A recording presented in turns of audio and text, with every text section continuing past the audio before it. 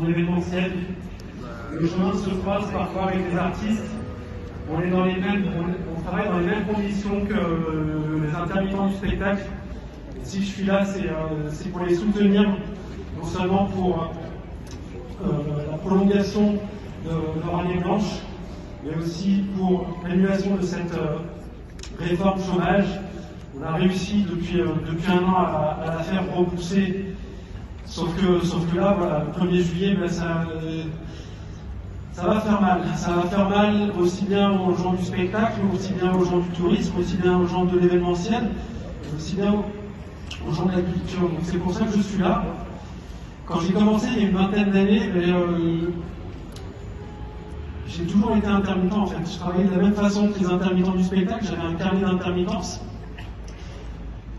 des feuillets à remplir avec les agences avec lesquelles je travaillais. Certaines agences ont ce qu'on appelle le bon code ABE. Le code ABE, c'est ce qui permet d'identifier les entreprises et ce qui permet d'être au régime général ou au régime du spectacle. Il se trouve que voilà, certaines agences avec lesquelles je travaille sont référencées au spectacle et d'autres au régime intermittence. En 2014, ce qui s'est passé, c'est que voilà, il y a une loi qui nous a mis dans la touche.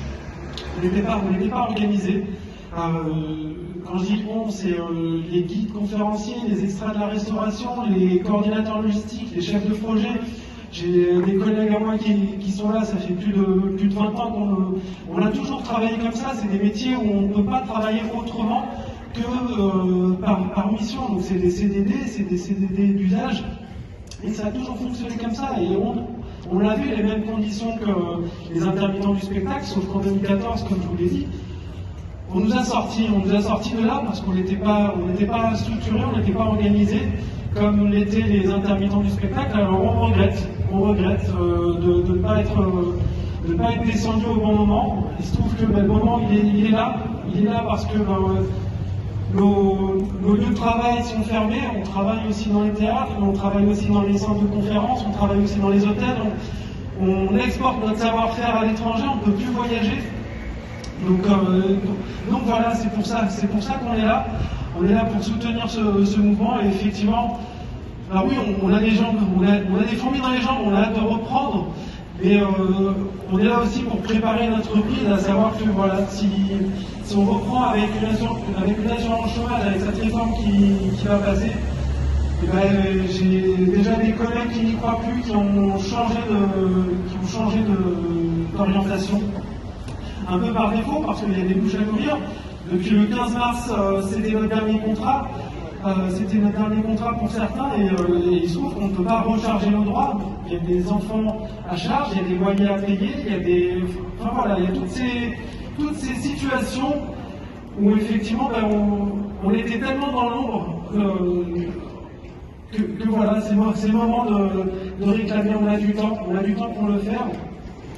Et voilà, j'en perds mes mots, mais l'idée là, faut vraiment qu'on fasse en sorte que, effectivement, qu'on puisse reprendre et pouvoir retravailler de façon sereine et digne.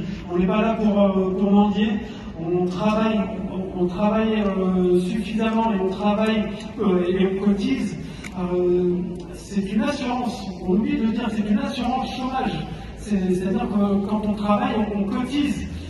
On cotise pas de la même façon qu'un CDI, mais on cotise. Il se trouve que moi, ça m'arrive de travailler sur une journée avec différents employeurs, mais il m'arrive aussi de travailler sur une semaine, voire 2 semaines. Et quand je travaille au-delà d'une semaine, eh ben, Pôle emploi ne me compte que 5 jours, alors que je travaille 7 jours. Pourquoi ?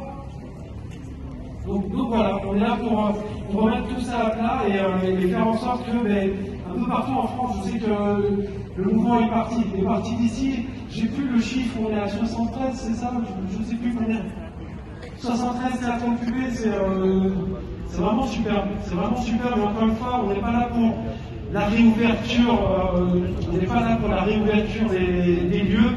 Effectivement, on a hâte que ça reprenne, on est conscient que le virus est toujours là. Mais on a surtout besoin de pouvoir reprendre le travail et de pouvoir avoir une assurance chômage digne de ce nom. Voilà. Merci à vous.